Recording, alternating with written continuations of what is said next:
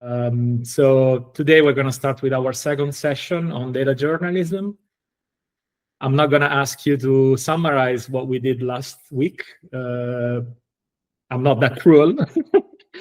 But if you agree, I can start with a quick. Before I start summarizing, today's session will be about data cleaning, and my hope is that we're going to have time to create at least one data visualization already today. And then we have next week when we're going to focus again on data visualization and make some maps. So next week, we're going to focus on geographic visualizations. And then the week after, we're going to go through the entire process again, have a little bit of a conversation with all of you. If you have questions, we can again look into the different phases of data journalism and do more practical sessions together. In the meantime, I'm going to scroll down because I wanted to show you one of the most important slides, which is this one. So this is one of the most important slides I have, and it's about the data journalism process. So any data journalism project cannot skip any of these four phases. So the main ingredient, obviously, is data, which you can see here as the first phase. And that's like where everything starts. Without data, you cannot really make a data journalism project. You can start a project by looking for data. So maybe you're doing research. You start looking into Google Scholar. You go into the United Nations website and download some data set, or from the Institute of Statistics of your country, and then find data there. But you always start from data, Obviously, we are assuming that you already have an idea in mind, like a story idea, for example, or a topic. Maybe you already have a team, but you need data. So last week, we looked into some portals that you can use to download data. And I can quickly show you the list again so that, just in case you were not here, you can find it. There you go. I think it's this slide here. So in this slide, and you already have access to all those slides, so you can go here and click on the links. Here you have 6 links you can use just in case you have no data and you want to do a little bit of the exercises that we're going to do together. Obviously, if you already have data, you can use it to visualize it, no problem. But yeah, keep in mind that the normal way I look for data is through these websites here, and then also open data portals, especially if you're working on a local journalism project. These open data portals can be very useful. For example, the open data portals from your city or from your region or from a particular institution that works, in your administration. Then Google is obviously, the most common way to find data, and you can leverage Google Advanced Search and then Google Scholar. So these two tools, Google Advanced Search and Google Scholar, are very, very useful. Google Advanced Search is useful because it's like Google on steroids. Basically, it's like Google, but you can filter by file type, by date, by language. You can use also a syntax, like, for example, the operators or, and, plus, and minus. So, these are all explained on Google Advanced Search. So if you go there, you just use the interface, which is very, very intuitive. Basically, you can filter and narrow down the research on Google by using Google Advanced Search. And it's very, very common among data journalists. And the other one I mentioned is Google Scholar. This is like a special Google, and it's all about finding peer-reviewed scientific articles published by academic journals, for example. And as you can imagine, and I assume that some of you have academic experience, maybe a PhD, or some might be researchers, or others just are familiar with the academic world. But academic papers are a gold mine of data. So, and also a gold mine of contacts, because you can reach out to the scientists, for example, and ask them for more data for your projects. So when people come to me and ask, for example, how to find data, I always come up with this simple list of tools: Google Scholar, Google Advanced Search, Open Data Portals, and then this list of websites that are just aggregations of data sources. Okay, I hope I summarized the data research phase well. I'm going to go back to this slide, because now we're going to look into data cleaning. So I mentioned data as the main ingredient. So you start from here, but you see that the second one is called filter. Filter and cleaning is basically the same thing. So when you hear about data cleaning, it's also most of the time something related to filtering the data. So imagine that you have a Google spreadsheet. And now I'm going to open an example. There you go. You have a Google spreadsheet like this one, the one you see on my slide, which is a list of tragic events happened in, I think, in the Mediterranean Sea. So like dead and missing migrants. So when you download some data like that, you will need, first of all, a machine-readable format. So it cannot be a PDF, because if you have a PDF, you can't load it into a data visualization tool. You can't apply any of the data cleaning and data filtering techniques that we're going to see today. So the number one condition is to have a machine-readable data set, which can be an Excel file or a spreadsheet on Google Spreadsheet, the same. So that's number one condition, machine-readable data. But that's not enough, because what you also need is also a clean data set. What is it, a clean data set?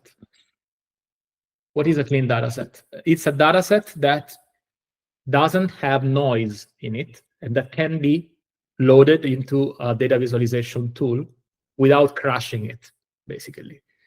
So most of the data visualization tools require as input a clean data set.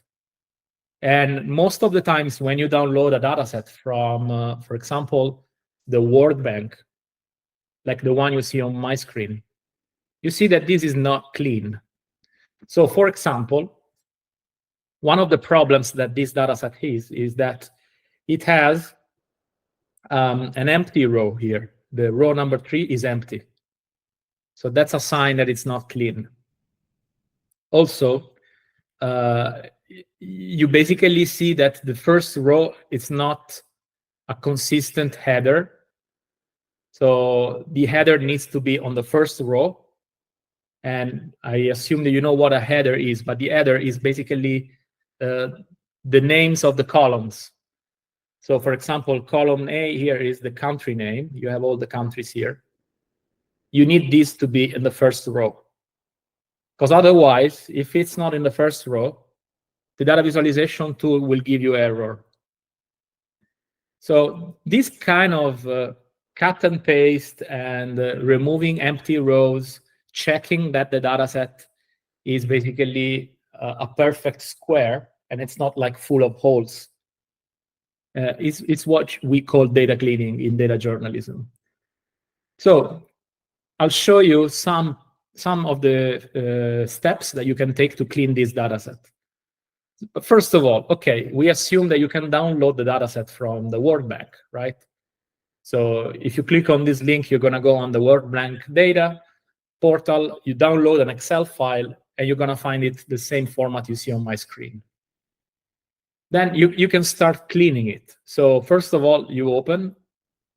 I always use Google Sheets instead of Excel. I prefer Google Sheets, but if you prefer Excel, it's more or less the same.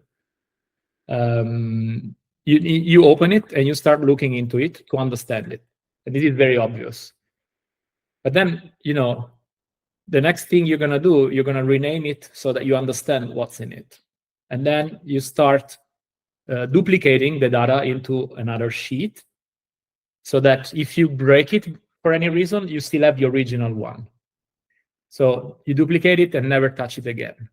So you keep the original raw data set into a separate sheet. And that's the first steps that you always do. Then I told you about the header. So this is an example of what you can do. You can basically, in some cases, you have like a merged cell in the first row. You're going to unmerge it. And then the final result will have to be, the first row as the header. Okay. Sometimes you have a merged cell. You have to remove it because you need like that perfect square that I was talking about. And we're going to do this all together in a second. So just now absorb the information I'm giving you so that you understand the logics about data cleaning. Another thing that you can do is to remove duplicates.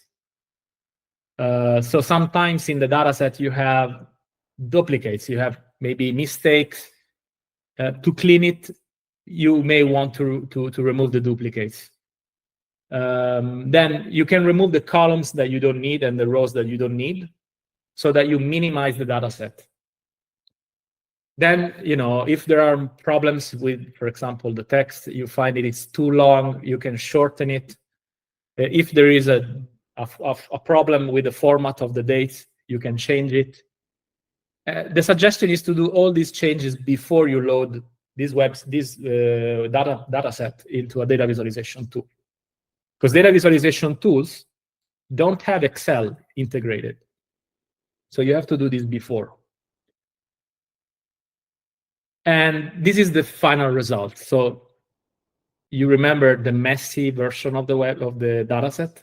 This is like the clean version. As you can see, row number 1 has the header. Each column has one label, so you don't have merged cells, for example, describing 2 columns. You have one header per column in the first row. That's why I talk about perfect rectangle. It looks like a perfect rectangle. There are not like empty cells or descriptions, things that are not aligned with the rest of the data set. So the one you see here on this screen is an example of a clean data set that you can immediately visualize. You don't have to do anything else. You just load it into a tool like Datawrapper, for example, and you can visualize it. So, any question? Let me go back to the chat. I see Flora has a question. So is it a job done by hand? Sometimes the documents are huge. Yes, it's done by hand. But normally, even if the document is huge, your changes will only impact, for example, the header, and then the rest of it will be copy and pasted. Obviously, if you spot holes in the data set, you have to understand why there are holes, like empty cells. Sometimes these are problematic. You can't just load a data set with empty cells into a data visualization tool. But yeah, it's a bit of a precision task that you have to do by hand, which doesn't mean that you're going to check all the records. That's not what you're doing. You're basically fixing the header, removing the data that you don't need. Maybe you have 55 columns. You don't need all of them. You just eliminate those that you don't need, and you make it smaller. So these are the typical steps. And what we can do now, I can show you how to do it in real time so that it makes more sense instead of just seeing the slides. To do it in real time, I'll open a website and download the data. So let me stop sharing for a second. And I'll go and open the World Bank website.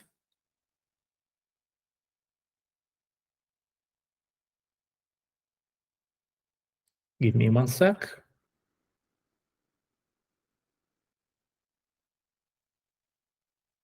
So I'll reshare my screen. I'll share the entire screen this time so that you can see the whole,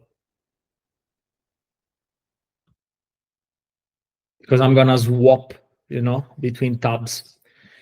So now that you see my entire screen, and I'll go full like this, full screen. This is one of the websites that I mentioned before, right? It's the World Bank Open Data Portal. From here, you can basically download tons of data sets that you can use in your stories. And they are, categorized by topic, by country. You can go on a specific region, for example, and then download the entire data set. You can see there are themes mostly related to the Sustainable Development Goals. So there is an incredible amount of data on any sort of topic. And where do they take the data from? So they download it and process it from a lot of statistics offices and other institutional websites. They don't create the data themselves. They aggregate the data from a lot of different sources. So we can use it to work on an example. So it's called Data World Bank, just in case you want to open it.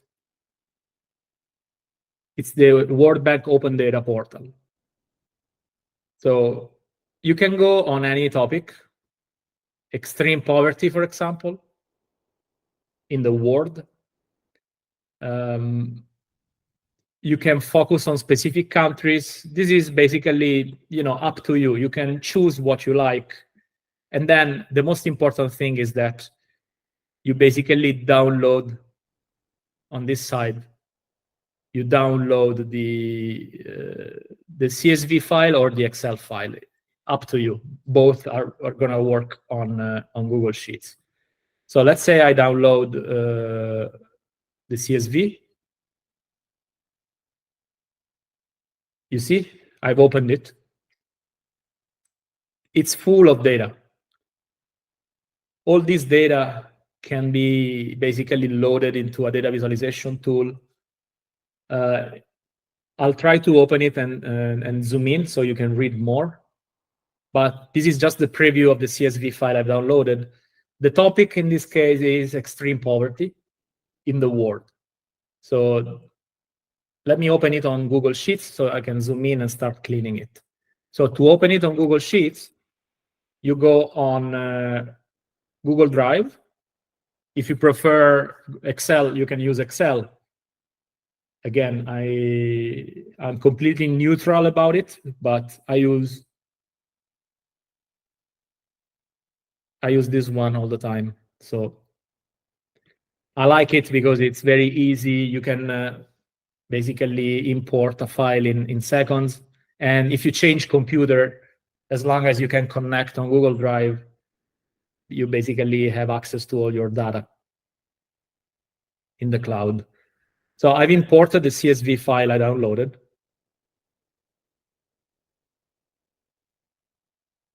There you go. So now I'll zoom in.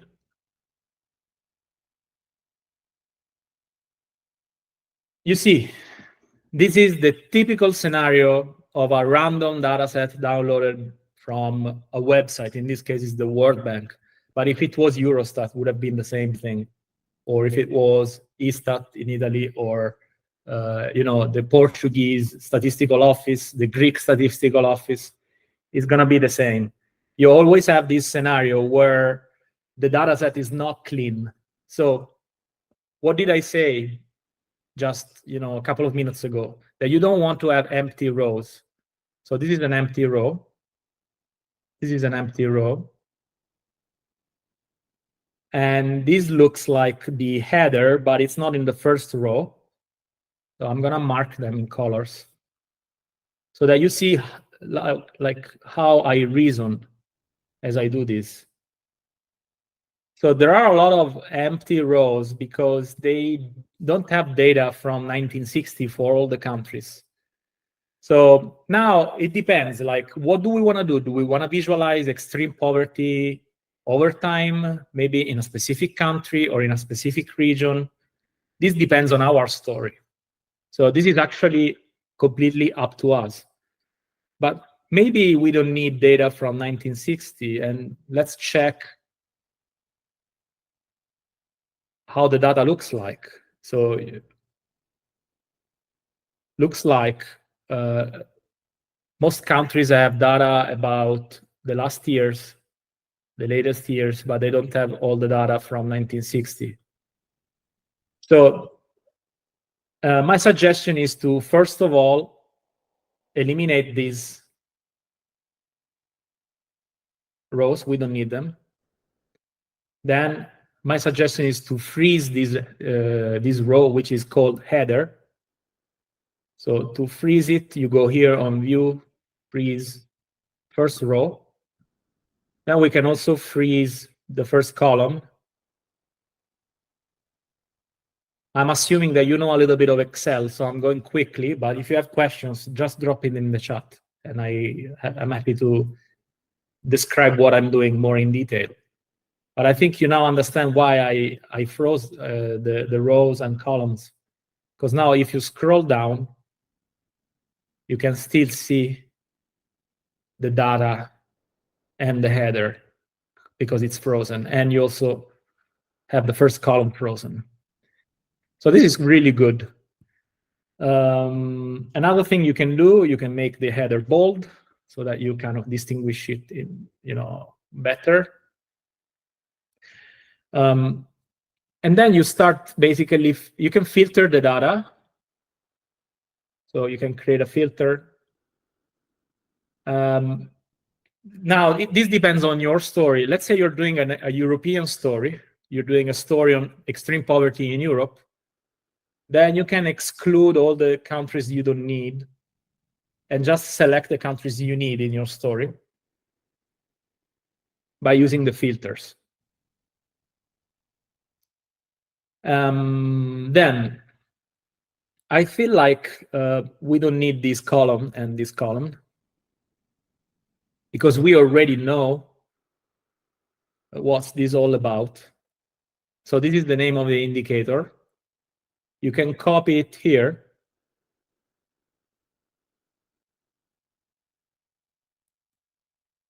So you have it in your tab's name. And then we forgot to rename the file, but we can do it now. Extreme poverty dataset, World Bank. So that if you go on Google Drive, you can find it easily. Okay, cool. So we don't need these columns anymore. We can eliminate them. And then we want to decide, like, do we want to make like a timeline or a line chart of all countries, or we just want a section of them? If you want a section of them, you can use the filter and just exclude all the others. Then if you feel like these are too many years, you can also take some kind of decision and say, I don't need the data from the 1960, but I start from 2007, which is already, a lot. And now you have like a smaller data set. This is very arbitrary. It depends on the aim of your visualization, on your story, on the content. But these are the typical steps that you take to clean a data set. Okay? And that's all. now you can basically take this data set and load it into your data visualization tool and make, like, for example, a line chart or a map or whatever you want. This is data cleaning in a nutshell. The message that you have to keep in mind is, if you download a data set from the World Bank or from the United Nations or from a statistical office, you cannot just take it and load it into a data visualization tool. If you do that, it's not going to work. So you always have to clean it a little bit. And to clean it, you're going to do exactly the kind of steps I've done now with you. You remove the noise, you remove the columns you don't need, you clean the header. You can freeze the rows and columns. That's just for, for your basically navigation purposes. That's not necessary, but it's helpful because you can keep the first row and the first column visible as you scroll down and scroll left and right. So I would say that a little bit of Excel is necessary to proceed, but it's not impossible. It's not advanced Excel. It's very, very easy.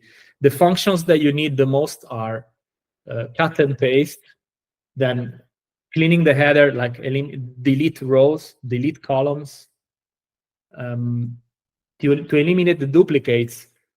That's something that you can do very easily on Google Sheets, because there is and I'll share again my screen so I can show you another feature that I use all the time when I clean data. So there is this feature here. It's called remove duplicates. It's on data cleanup, remove duplicates. It's a very, very simple way to remove duplicates in case there are duplicates, which is not always the case. And then the filter, it looks like a funnel. It's the same on Excel. So you see here where my mouse is now. That's the filter icon. So the filter looks like a funnel also on Excel. You click there, and you can go on this small icon here and then do the filtering the way you like. I wouldn't worry too much about Excel, because I'm serious. You don't need very advanced like Excel skills to visualize data. You just need a little bit of familiarity with it. Okay, let me check if there are other questions. Could you show how to import your CSV? Yes, I can, obviously. So you basically click on File and then go into Import. And here you can go on Upload, and you drag and drop the file that you've downloaded from, let's say, the World Bank website. But you can choose any other website you like. Once you do that, it will load the way it is on Google Sheets. And then you start doing all the cleaning steps that I've done. Let me go back on the slides. Question for you, like, what happens if the data is into a PDF file? What do you do? I mean, you want to use it. Say that you're downloading from, for example, an academic research paper, or from a report from United Nations, but it's in PDF. It's not in Excel. It's not machine readable. What do you do in that case? Does anyone know what you do in that case? Obviously, you cannot answer, I'm going to throw it away, I'm not going to use it. You want to use it because it's very important for your story. So there is something that maybe you heard around. It's called scraping, but I want to show you a little bit of that so you know what it is and how to make it. So when you have a PDF file and you want to extract a table and put it into Excel or Sheets, Google Sheets, it's fine. You have to scrape it. How to do that? Because obviously, I'm glad that nobody answered I'm going to copy it manually. Because if you have like 1,000 rows, how do you copy it manually? And if you do copy and paste, it's not going to work because a PDF cannot be copied and pasted on a Word or on an Excel. It doesn't work. You can try, but you're going to see that it doesn't work. So let's see what scraping is.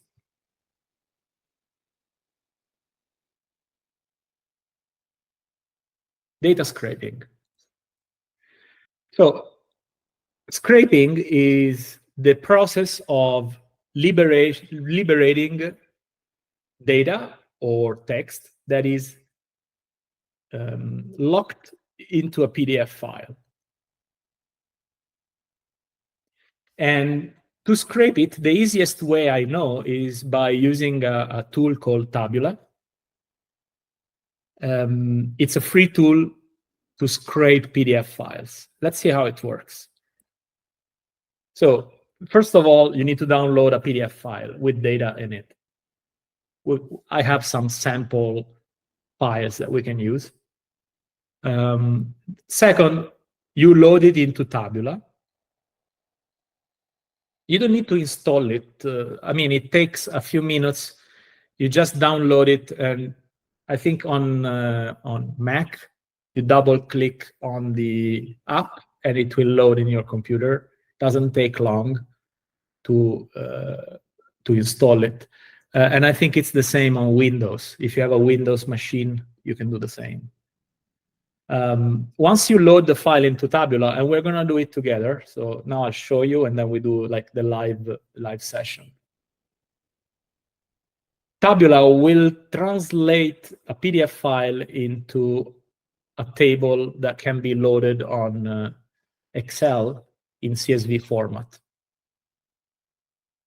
So from this, which is a PDF, you see this is a PDF, to this, to this. And here you see this is a data set that was basically extracted from a PDF. So let's do it together.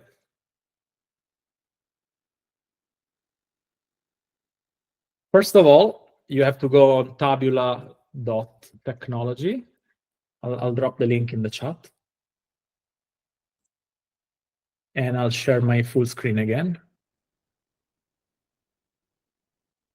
So this is Tabula. You see, you can download it for Mac or for Windows. In my case, it's Mac. So I click here and I download it.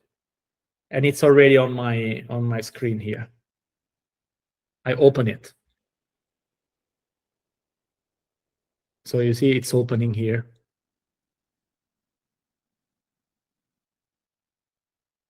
It takes a couple of minutes, well, less than that. There you go. It will open into your browser, okay? Then what would you do? You would look for a PDF file. So we can find it easily.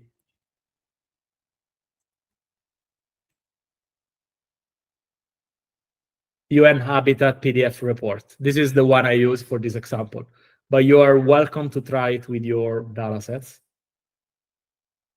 And this is the same report that I use in the slides. So it's from the United Nations. It's about the future of cities, and it's full of interesting datasets. It's a lot. It's like hundreds of pages. So you see, for example, let me find a table. Like this is a chart. This is a table. This table here, if I copy it and paste it on Google Sheets, it will look horrible. It will not work. You see, it goes into the same row. I've just pasted it. It's super messed up. You cannot just download by copying and pasting. You know, a PDF text and put it into a table. You cannot do that because PDF files are like photos. They're not machine-readable files. So how do we go about it? I told you, you download this and then basically put it into Tabula. Now, I've already done it. And it's here. So this thing here, it comes from that report. We can actually find it. Let me check which page is it. 329. So we can go there. So you can see it comes from there. 329. This is like 600 pages or something like that. So it's a crazy document. There is enough for like a PhD thesis. 329 statistical office. Which page is this? So it's a bit more here. There you go. This is where it comes from. So this table here is a table showing urban population size and rate of change in the world. So you have, like I can zoom in even more if you want.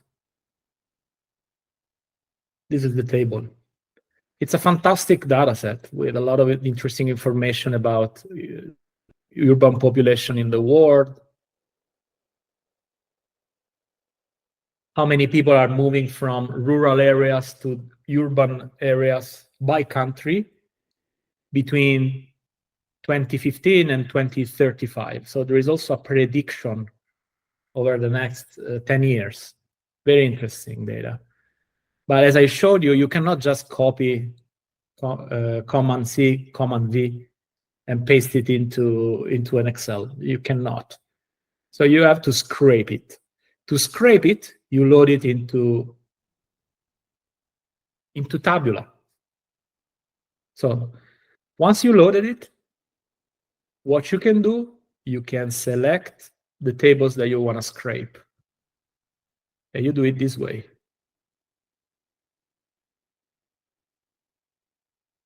And then you do it again for all the pages that you want to do it for. This table is huge, so it's, I think, about four pages, if I'm not wrong. Let's see. I'll do it for all.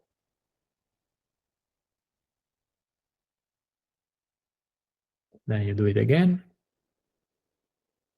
Imagine copying and pasting all these numbers manually. It would take maybe 6 days. But now I'm doing it in front of you real quick. So this table is the table from that report. So this is the report. You see, it starts here and it's about 5 pages. And then you have another table, maybe other tables. But we just want to use this table for now. If you need more data sets, you can extract them separately. So you have one scrape per table. Okay, so I've selected the tables that I want to scrape. Now I click on Preview and Export. It will take a little bit of time.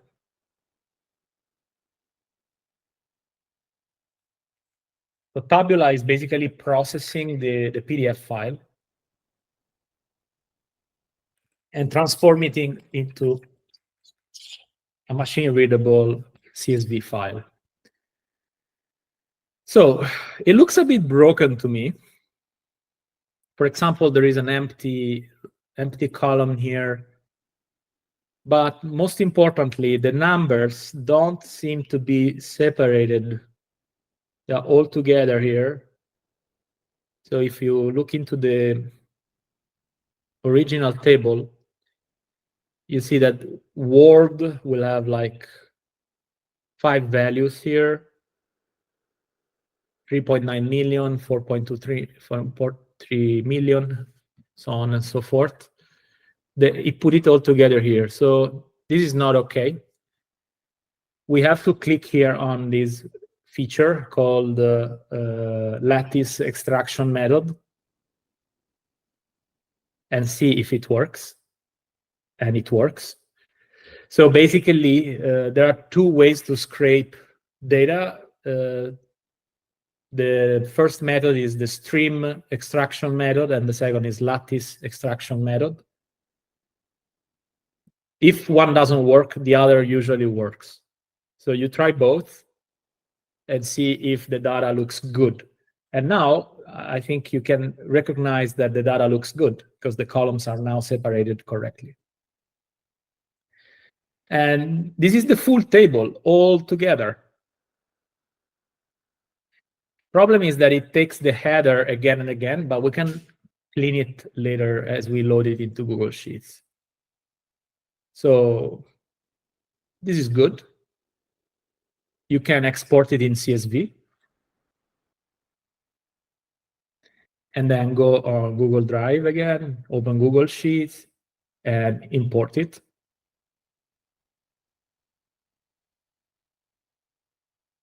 This is the table that I've just downloaded from Tabula.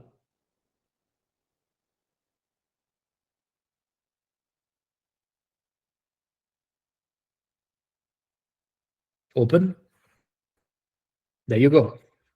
So in 5 minutes, we have downloaded an obscure table from a PDF file with like an enormous amount of data and transported it into a machine-readable Excel file. And now I'm going to zoom in and show you how to clean it again, following the rules that I showed you before. So this one is problematic because this is the header, but there is this row here that we don't really like. To make sure that it's well cleaned, you'll have to go back into the original table and do like a comparison, side-by-side comparison. So what you want to recreate here is this data set here. And this is the example of a merged cell.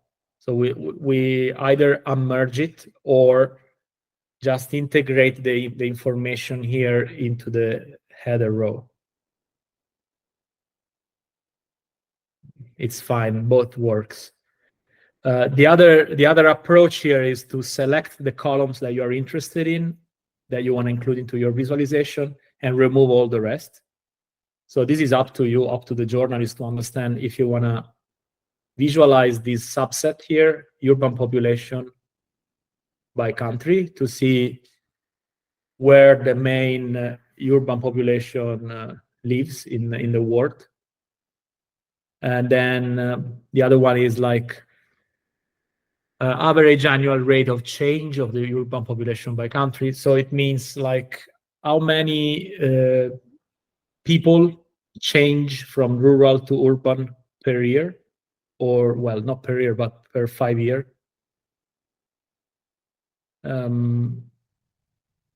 It's up to you to select the subset of data that you want to visualize.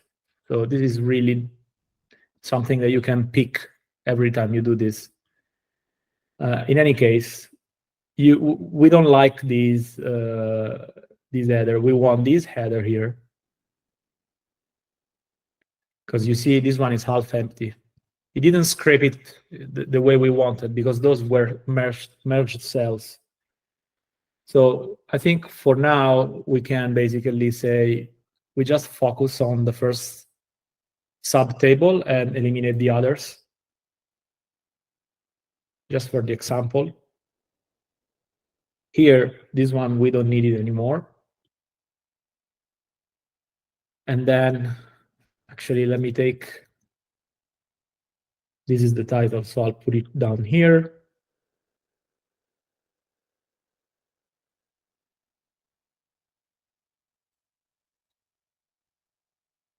a lot, thousands. It's too long.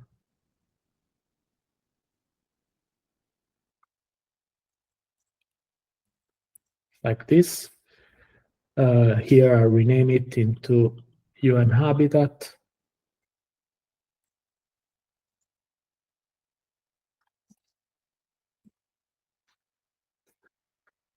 And then now we can remove this.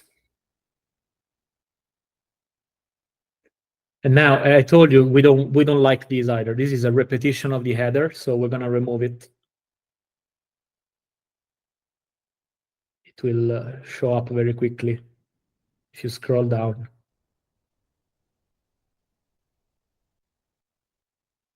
This is part of the cleaning effort. There you go.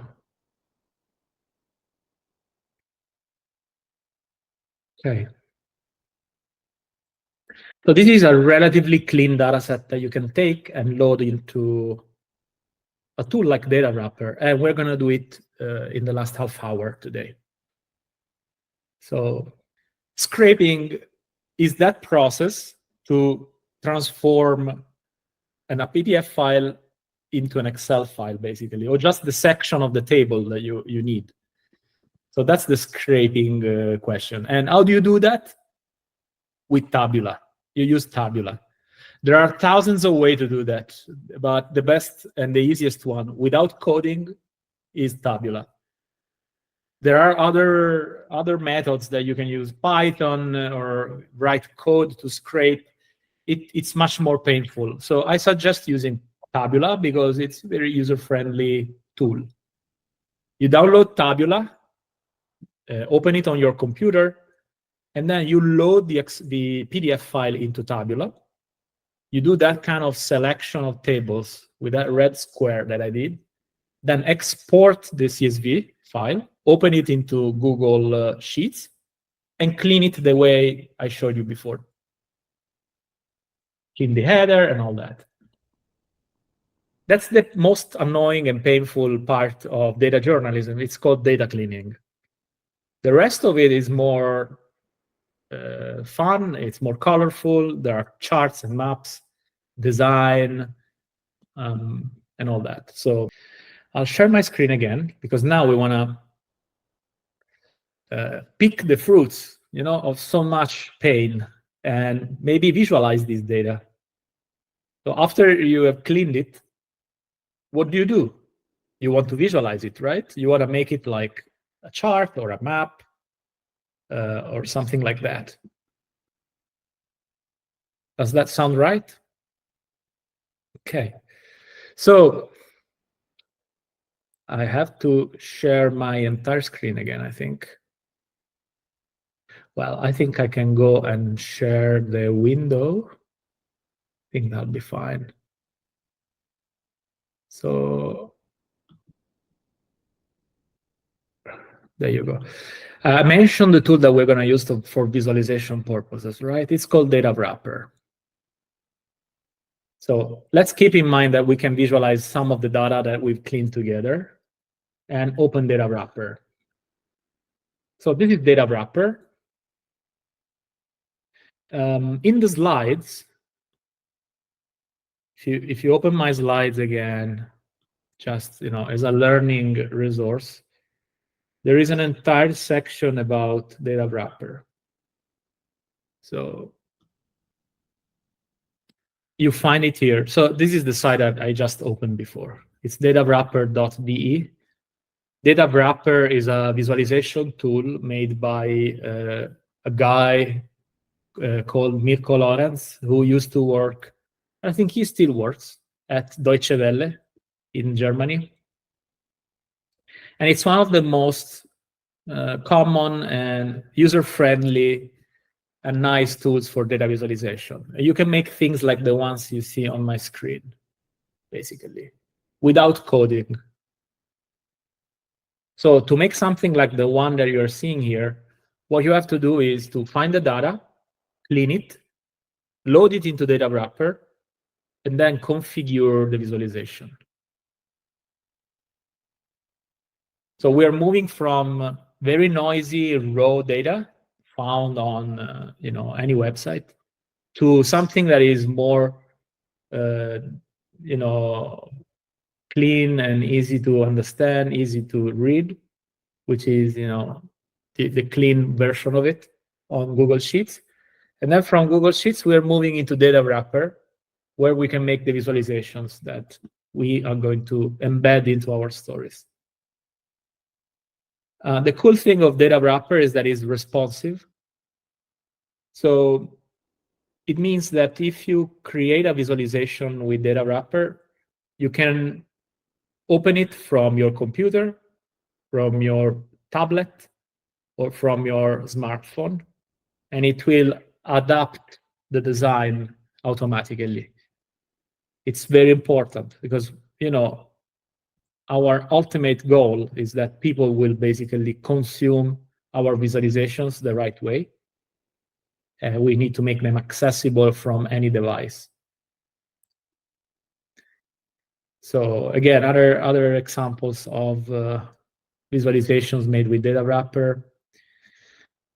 We're going to open the tool in real life in like a couple of minutes, but this is a very important slide because this is the menu that you get from Datawrapper. And you have all these types of charts available. Obviously, you will have to pick the type of visualization that you want to make on the basis of the message that you're going to tell your readers and on the basis of the data that you've managed to find. So all these is like available. It's easier than what you think. Basically, you're gonna have a window on Datawrapper where you load the data and then click on these buttons here and see how the data looks like on that type of chart. Not all the charts are good for all the datasets. Some datasets only work with a specific type of visualization.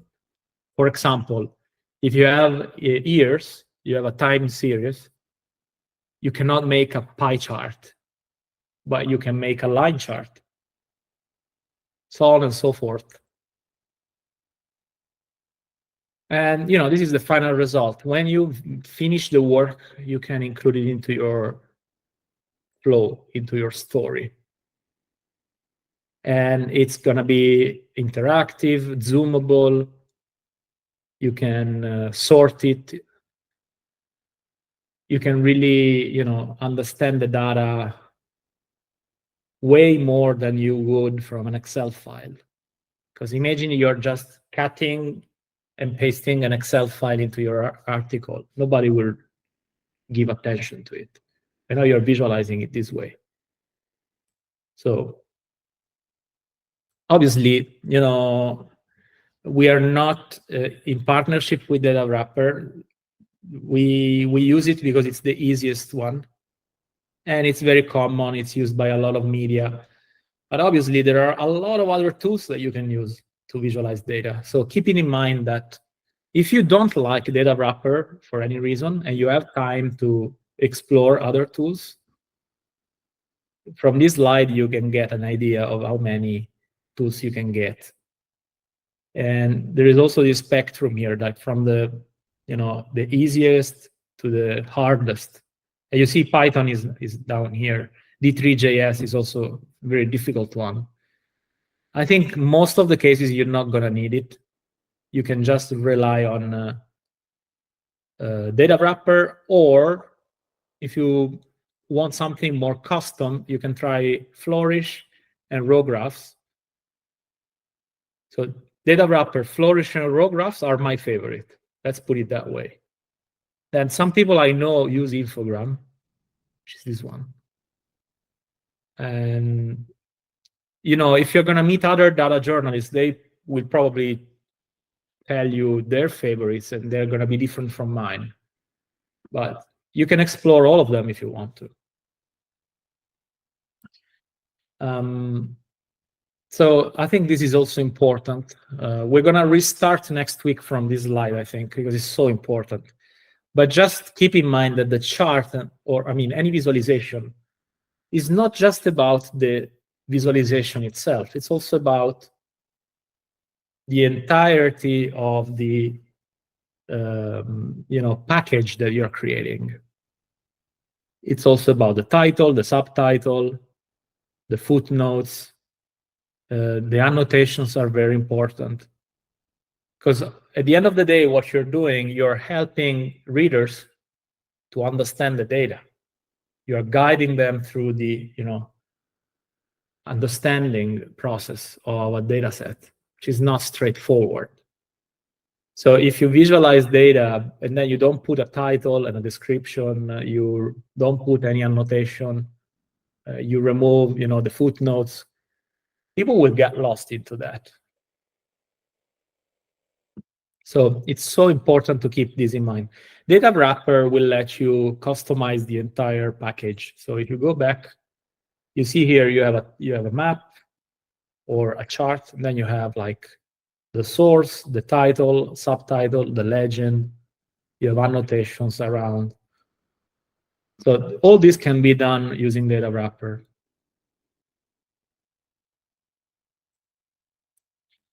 So let's move into datawrapper.de and just take a look at how it works. Then next week we're gonna do more exercises using Datawrapper. What you have to do, you have to log in or just start creating. My suggestion is that you log in. So you don't do it now, but do it whenever you want. You create your account. You click here and then create a new account, or you can use your Google account and then log in with that. It's up to you. We don't need to do that now, because you can also use Datawrapper without logging in. So this is how it looks like when you start creating a chart. You see you have 4 phases. You have upload data, check and describe, visualize, and publish. I cannot see it. Let me see. Now yes. Oh, okay, cool. Then I think because it opened into a new tab, that's why. So if you click on start creating, it will open a new tab and you get this screen here. You have upload data, check and describe, visualize, and publish. These are the 4 key phases of Datawrapper. Upload data is self-explanatory. So what you can do here, you can even paste your data here. You can do that. Or you can upload a CSV file or an Excel file. Or you can put in a link from your Google Sheet. You have to make it public before you link it there. Or if it's not a Google Sheet, but it's like a CSV file into your web server, you can put it there. I never use this one. I always use the first 3. Upload, connect to Google Sheets, or when it's the super easy data set, you can copy and paste. When it's like a super small table, you can do that. So Datawrapper will also give you some examples here that you can play with. Like this website, this data set is the global CO2 emissions data set taken from, I don't know which institution, but it's something that you can play with immediately. But we want to make it more interesting. We're going to take some of the data that we created before. So let me quickly move here. This is the data that we took before, and it's about extreme poverty. We can pick a country and make a line chart, for example.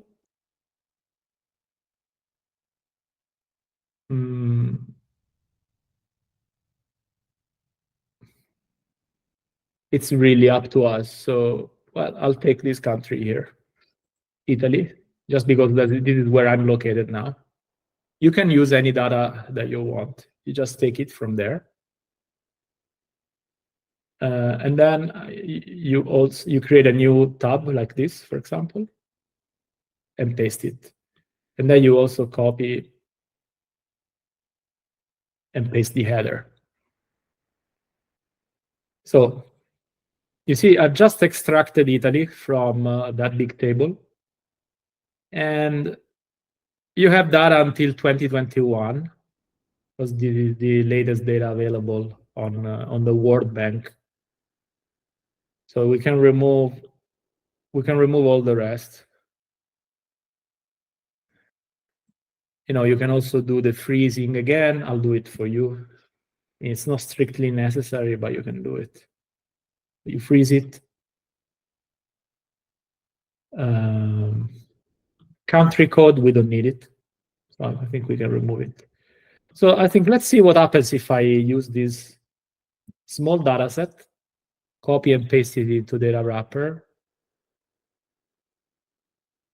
So now I'm on Datawrapper, and I paste it. There you go. I moved on proceed. I clicked on proceed. I'm on the second phase.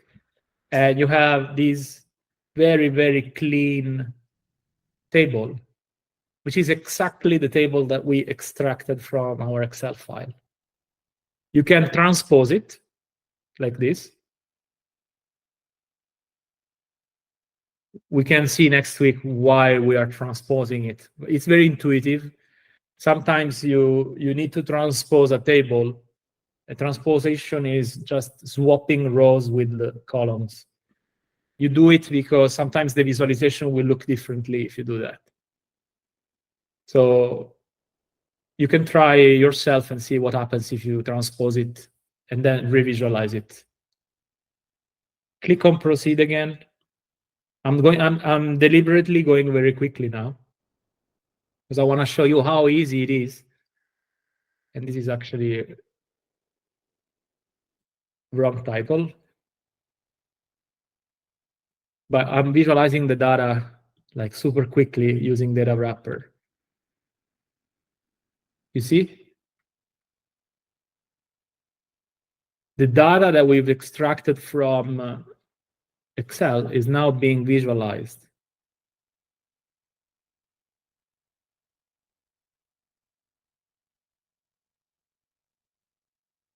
And this is the menu that we saw before.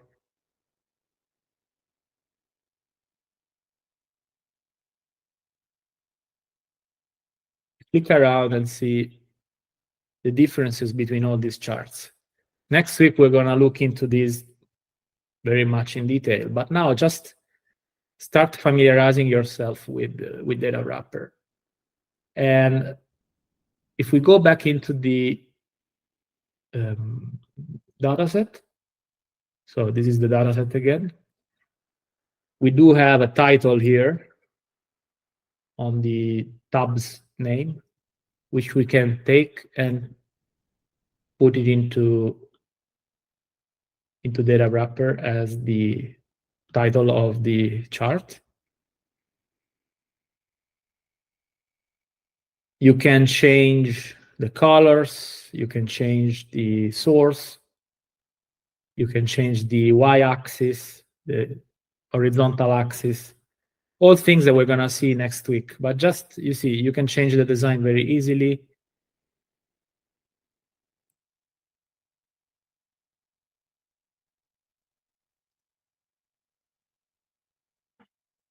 You see here what I'm doing. I'm changing the minimum and maximum of the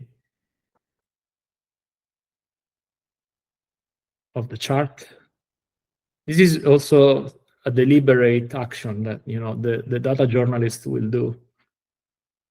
And by changing the axis, you're basically changing the message, because you are emphasizing the change or you're just mitigating it.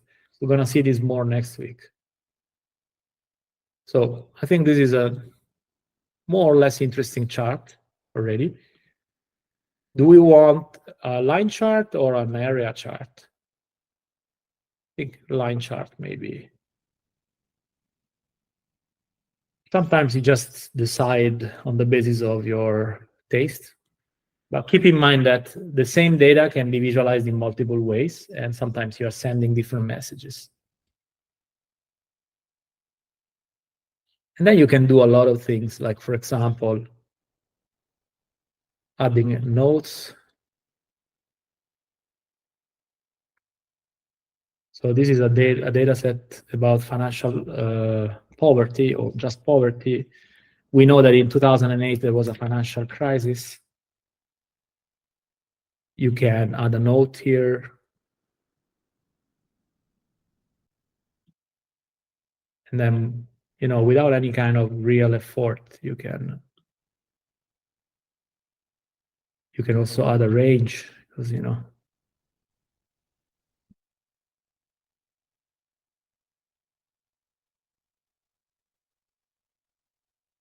you can say, okay, here, this is what happened.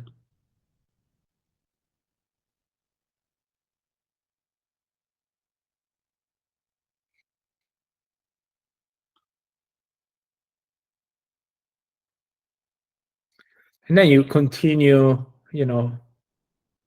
configuring the entire scaffolding. This is how it's called, scaffolding. So everything that is around the chart is called, in data visualization, is called scaffolding. You do it. It will take, half an hour to do it correctly, or a bit longer sometimes if you're not familiar. Then it's very important to add the source. So to do that, we're going to find it on Google. I have it here with me, so I'll copy and paste. And then you add your name here if you want to. You can add like small note below the title. I said that you can change the colors. So to change the colors, you go here.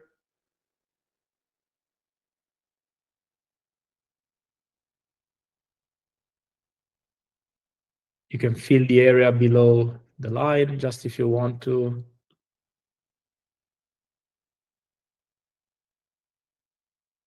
This depends also on the design of your newspaper, for example. You pick the colors you like.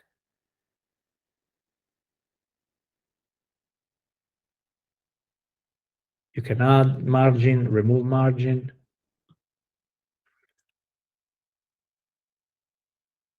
Obviously, it might actually make sense in your story to have more than a country here. You can have like Italy, and then maybe you can have like the EU average. If you want to compare Italy with other South European countries, you can add Spain, Portugal, Greece, Romania, or whichever country you like. All this can be done, and all you need to do is to basically restart and add the data you want, check and describe it here, and then visualize it. And once you're done with this, you click on this, and okay, if you sign in with your account, it will basically provide you with an embed code. Now that, because we're not logged in, it will ask you your email to send you the embed code via email. But you're done. This is the way you visualize data. And we started from a very crazy data set. We, in less than 2 hours, we have visualized it. So you have the 2 data sets that we've cleaned together. You have the slides. You have Datawrapper and Datawrapper Academy. And today we have cleaned and scraped and visualized data, all of it in 1 hour, which is very challenging. It's a lot of information compressed together, but at least you know what it is. Jacopo, Datawrapper is for free, right? Yeah, yeah. All the tools I'm showing you are for free in a way. So some of them have like a premium account, like Tabula, for example. If you want to include the logo of your media into the charts, and you want to remove the small Datawrapper link, then they will charge you a little bit. But I've always used the free versions. I wanted to ask you if you have any suggestions for scraping things from the internet. So we've learned how to scrape, from a PDF, but if the table is on the internet, how do you get yes, I do. Myself, I do it using Python, that one. So Catherine is asking, what if I want to scrape data not from a PDF file, but from a website? And you cannot, for some reason, you cannot just copy and paste, but you need something more sophisticated. So I use Python for that. But I know that there is a Chrome extension, which I think I can try to share with you on the chat. So I know that some friends of mine use it and it works. But you need a Chrome browser. So not everyone uses Chrome. Some people use Safari or Firefox. I think it's been an intense session. I hope you enjoyed it. And again, the next one will be a bit easier, in my opinion, because it's mostly based on Datawrapper. So there are not a lot of headaches related to Excel or scraping. It's just about learning Datawrapper. And then my invitation is to already create an account for next week. Take a look at the links.